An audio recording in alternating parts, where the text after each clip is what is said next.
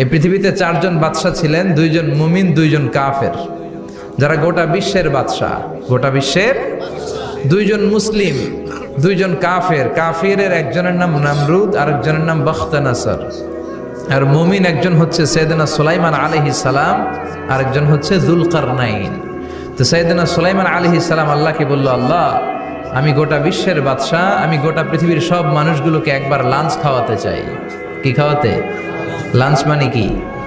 দুপুরের খাবার। আল্লাহ বললেন, no, it's not your job Sulaiman.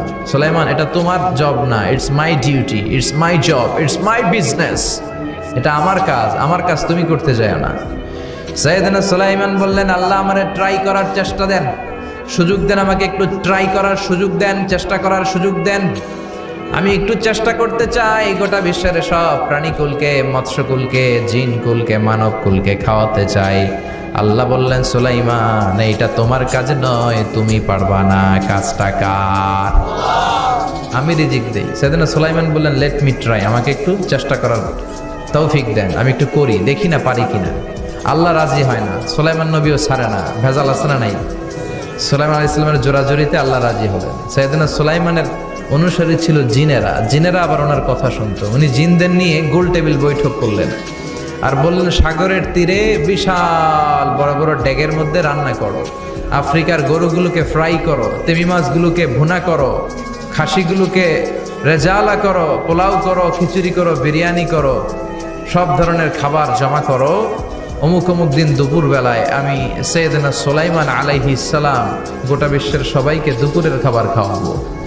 জিনেরা বড় বড় পাতিলে রান্না করা শুরু করে দিল। রাত্রে সাগরের তীরে 40 কিলোমিটার এরিয়ার মধ্যে রান্নার স্তূপ। চলে আসলো সেই মাহেন্দ্র দিন, যেদিন খাওয়ানো হবে। ওই দিন সবাই এসেছে। সাইয়েদনা সুলাইমান উদ্বোধনী ভাষণ দিবেন। উনি বলতে শুরু করলেন, জিনেরা লাইন ধরবে এদিকে, মাছেরা লাইন ধরবে এদিকে, পাখিগুলো লাইন ধরবে এদিকে, মানুষগুলো লাইন ধরবে এদিকে, সবাই লাইনে লাইনে এসে খাবার খেয়ে যাও। সাগরের ভেতর থেকে বিশাল এক তিমি মাছ এসে বলে, সুলাইমান, আমি লাইন মানি না। কি মানি না? আমারে বেলাইনে খাবার দাও। সাইয়েদনা সুলাইমান বললেন, আমি নবী মানুষ, আমি বেলাইন করতে পারি না। তিমি মাছ বলে, আমার পেটে প্রচন্ড ক্ষুধা, এই ক্ষুধায় যদি আমি মরে যাই তাহলে কিয়ামতের দিন আল্লাহ তোমারে ছাড়বে না, কারণ আমি তোমার মেহমান হয়ে এসেছিলাম। ঝামেলা আছে না নাই?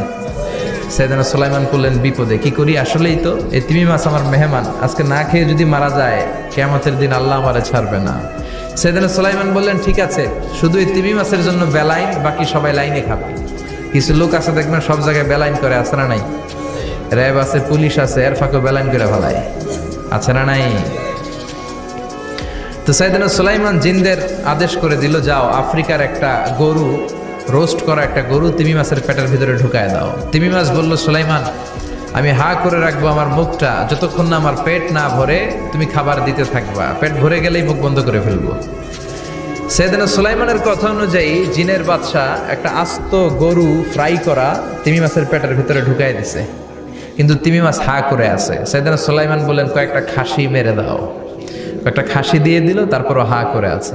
বড় বড় ডেক থেকে পোলাও দাও, খিচুড়ি দাও, বিরিয়ানি দাও, আরো কয়েকটা গরু দাও, হা করে আছে। আরো কয়েকশো গরু দাও, হা করে আছে। আরো কয়েক হাজার গরু দাও, হা করে আছে।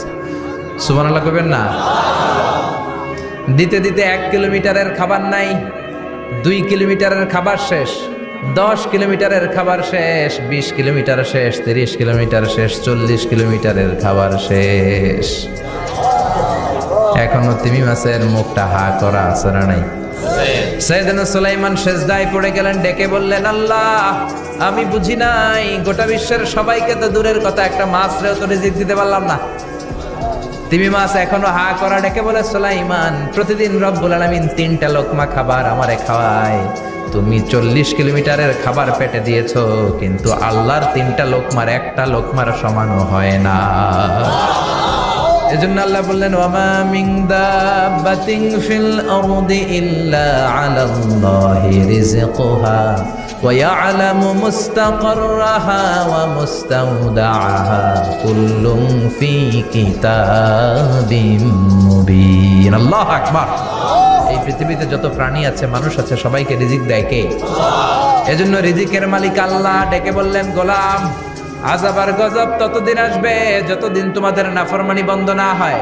আর যেদিন থেকে নামাজি হয়ে যাবা, যেদিন থেকে আল্লাহওয়ালা হয়ে যাবা, আযাব আর গজব বন্ধ করে দিবে কে? রহমত দিয়ে দেশটারে ভরে দিবে কে? লা ইন শাকারতুম লা আযীদান্নাকুম। শুকরিয়া করো, আমি নিয়ামত বাড়াই দিব। কার কথা? আর জোরে বলেন কার? আল্লাহ সবসময় আমাদেরকে তুমি নিয়ামত গুজারদের অন্তর্ভুক্ত হওয়ার তৌফিক দাও। আমিন। আর জোরে পড়েন আমিন।